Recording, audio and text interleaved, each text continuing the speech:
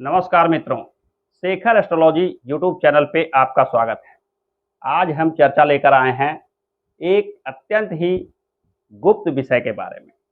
लाल किताब राहु के बारे में क्या बताता है, यानी लाल किताब के अंदर राहु के बारे में क्या बताया गया है, राहु कब खराब हो जाता है, यानी कौन से ऐसे कार्य हैं जिनसे राहु खराब हो जाता है। राहु यदि शुभ प्रभाव दे रहा हो तो क्या फल देता है, राहु जीवन में क्या लाता है, राहु की शुभता क्या है और राहु की अशुभता क्या है, लाल किताब ने राहु को क्या महत्व दिया है, इत्यादि सारी विषय पे चर्चा आज लेकर आए हैं इस वीडियो में। आज हम एक एक कर जानेंगे कि राहु के शुभ प्रभाव लाने के लिए कौन से उपाय करने चाहिए, राहु के अशुभ प्रभाव से बचने के लिए कौन से उपाय करने चाहिए, यानी राहु यदि जीवन में अशुभता दे रहा हो तो उससे कैसे बचा जाए, राहु के कौन से उपाय किए जाए ताकि राहु जो अशुभ फल दे रहे हैं वह धीरे धीरे शांत हो जाए। तो आइए वीडियो को प्रारंभ करते हैं। राहु के बारे में लाल किताब स्पष्ट रूप से कहता है कि राहु एक मायावी ग्रह है। यह ग्रह जीवन में अनेक प्रकार के लाभ भी दे सकता है। लाल किताब के अनुसार राहु एक ऐसे ग्रह माने जाते हैं जो कम समय में विशेष लाभ दे सकते हैं। जीवन में होने वाले अचानक लाभ हानि का सीधा संबंध राहु से देखा जाता है। वैदिक एस्ट्रोलॉजी में भी कहा गया है कि राहु जिसको तारने पर आ जाए उसको कोई मार नहीं सकता। कहा गया है कि राहु जिसको तारे उसको कौन मारे, यानी राहु की शुभ दृष्टि, राहु के शुभ प्रभाव यदि आपके जीवन में आने लगे तो यह मानिए कि जीवन में लाभ ही लाभ प्राप्त होता है।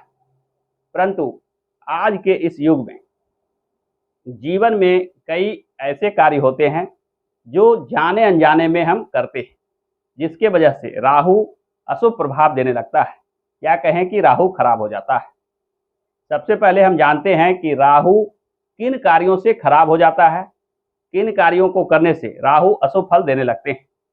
तो आइए जानते हैं एक एक कर। राहु जीवन में तब अशुभ फल देने लगता है यदि आप गलती से भी अपने बिछावन पर यानी बेड पर ही खाना खाते हैं। ऐसा देखा जाता है कि खाने पीने के समय कुछ लोग यह ध्यान नहीं देते हैं, जहाँ सोते हैं, जिस बिस्तर पर सोते हैं उसी बिस्तर पर बैठकर खाना भी खा लेते हैं। ऐसा करने से राहु अशुभ फल देने लगता है। दूसरा एक कार्य है कि यदि आप अपने ससुराल पक्ष से अच्छा संबंध बनाकर नहीं रखते हैं तो भी लाल किताब ऐसा मानता है कि राहु अब अशुभ फल देने लगा है। यानी ससुराल का सीधा संबंध राहु से है। यदि ससुराल के साथ आपके संबंध खराब हो, बातचीत में कटुता आ गई हो, तो यह निश्चित मानिए कि राहु अब शुभ फल नहीं देगा और राहु के अशुभता आपके जीवन में देखने को मिलेगी।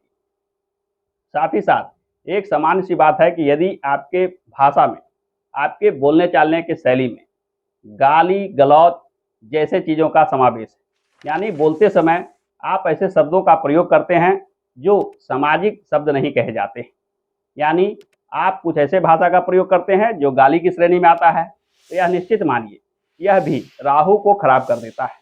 चौथा एक कार्य होता है कि स्वप्न दृष्टा स्वभाव, यानी बैठे बैठे किसी चीज़ का प्लानिंग करना, किसी कार्य में नहीं लगना, सिर्फ प्लान करना, या बैठे बैठे स्वप्न देखना, बड़े बड़े प्लान बनाना, उसे कार्यान्वित करने में रुचि ना रखना, यह भी राहु अशुभ होने की निशानी है। राहु का अशुभ होना हमारे दिनचर्या से भी जुड़ा हुआ है।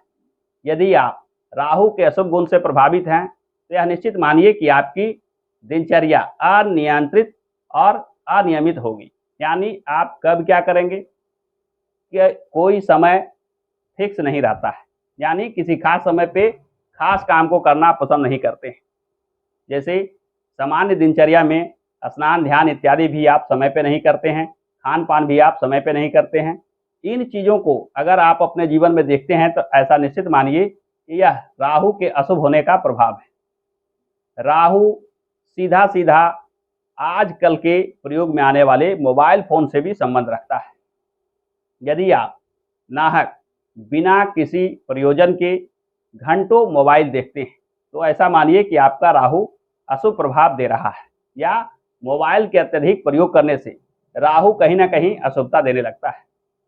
राहु के अशुभ हो जाने से जीवन में अनेक कष्ट देखने को मिलते हैं। राहु अनेक प्रकार के बीमारी, रोग, कष्ट दे सकता है। राहु मानसिक समस्याओं के भी कारक ग्रह माने जाते हैं। अतः राहु के अशुभ होने से न केवल शारीरिक रोग व्याधि से आप परेशान होते हैं, बल्कि मानसिक रूप से भी कहीं ना कहीं समस्या में पड़ जाते हैं। राहु के अशुभ हो जाने से जीवन में कोई भी कार्य सुचारू रूप से नहीं चल पाता है। ऐसे भी लाल किताब ने जो बताया है, जिन कार्यों को मना किया है, इन कार्यों को करने से राहु अशुभ होता है, उसे आप प्रैक्टिकल रूप से भी देखते हैं तो उन कार्यों को करने से निश्चित रूप से आपके जीवन में मानसिक, शारीरिक समस्या आने लगती है। कार्यों में रुकावट और बाधा विघ्न देखने को आने लगती है, क्योंकि इन कार्यों का सीधा संबंध आपके शारीरिक स्वास्थ्य, मानसिक स्वास्थ्य से है। जैसे भाषा को लेकर गाली इत्यादि का प्रयोग करने को राहु अशुभ से जोड़ा जाता है। यहाँ यदि आपकी भाषा अच्छी नहीं होगी तो कोई कार्य करने में आपको आसानी नहीं होगी, किसी के साथ संबंध मधुर नहीं होंगे। ससुराल पक्ष से लड़ाई झगड़े का वातावरण बनाने से भी लोगों का सहयोग में कमी आ सकती है। मोबाइल का अत्यधिक प्रयोग भी आपके जीवन के कीमती समय को नष्ट कर सकता है। यानी लाल किताब ने जितने भी प्रकार के कार्यों का संबंध राहु के अशुभ प्रभाव से जोड़कर देखा है, उनका कहीं ना कहीं आपके जीवन पर व्यापक असर पड़ता है। अतः सबसे पहले राहु को शुभ करने के लिए आपको चाहिए कि यदि आपके भी जीवन में ये जो कार्य मैंने पहले चर्चा की, ये यदि समावेश कर गया है, यानी आपके जीवन में ये सब चीज़ें आ गई है, तो इसे शीघ्र ही दूर कर लें। यानी इन चीज़ों पर ध्यान देकर इन आदतों को सुधार लें, अन्यथा राहु को किसी भी माध्यम से शुभ नहीं किया जा सकता है। यानी ये सब आदत अगर आप में बनी हुई होगी तो यह निश्चित मानिए कि राहु के अशुभ प्रभाव से आप निश्चित रूप से प्रभावित होंगे। राहु के लिए लाल किताब ने अनेक उपाय बताए हैं। यानी राहु यदि अशुभ प्रभाव दे रहे हो तो किन उपायों को करके राहु के शुभ फल को बढ़ाया जा सकता है। लाल किताब के अनुसार यदि आप रसोई घर यानी किचन में बैठकर खाना खाते हैं तो राहु के अशुभ फलों में कमी होने लगती है। आपको चाहिए कि काला, उजला, बिले रंग का आसन पे बैठकर जिस समय रसोई घर में खाना बन रहा हो उस समय ही वहां बैठकर भोजन ग्रहण करें। ऐसा नियमित रूप से करने से राहु के अशुभ प्रभाव कम होने लगते हैं। राहु का एक खास उपाय लाल किताब में बताया गया है कि लकड़ी के बने कोयले का जल प्रवाह करना। यानी लकड़ी से बने कोयले को जब हम बहते जल में प्रवाहित करते हैं तो राहु के अशुभ प्रभाव में कमी देखने को आता है। यानी राहु यदि अशुभ प्रभाव दे रहा हो तो आपको भी लकड़ी के कोयले को जल प्रवाह करना चाहिए। राहु के शांति के लिए चांदी का बना हाथी घर पर रखना भी शुभ प्रभाव देता है। यानी यदि आप राहु के अशुभ प्रभाव से प्रभावित हैं तो आपको भी चाहिए कि चांदी का एक हाथी बनवाकर अपने घर में कहीं भी किसी स्थान पर रखें। इस हाथी को घर में रखने पर आपके जीवन में भी राहु के अशुभ प्रभाव धीरे धीरे दूर होने लगता है, क्योंकि लाल किताब ने राहु का संबंध हाथी से जोड़कर देखा है। राहु के अशुभ प्रभाव को दूर करने के लिए जैसा कि मैंने वीडियो के प्रारंभ में ही बताया था कि कुछ खास कार्य होते हैं जिसे जाने अनजाने में करने से भी राहु अशुभ फल देने लगता है। अतः उन कार्यों में बदलाव लाएं, उन आदतों को त्याग दें, अपने जीवन को नियमित और दिनचर्या में ढालकर रखें, जिससे राहु के अशुभ प्रभाव कम होने लगेंगे। साथ ही साथ अपनी भाषा, अपने सामाजिक रिश्तों को बनाकर रखें, लोगों से मिलना जुलना बनाकर रखें, लोगों के साथ अच्छा बर्ताव करें। इन सभी चीज़ों को करने से राहु शुभ प्रभाव देने लगता है। वैदिक ज्योतिष में भी बताया गया है कि राहु के शांति के लिए माता सरस्वती का पूजा आराधना विशेष लाभकारी होता है। माता सरस्वती का सीधा संबंध विद्या और बुद्धि से है।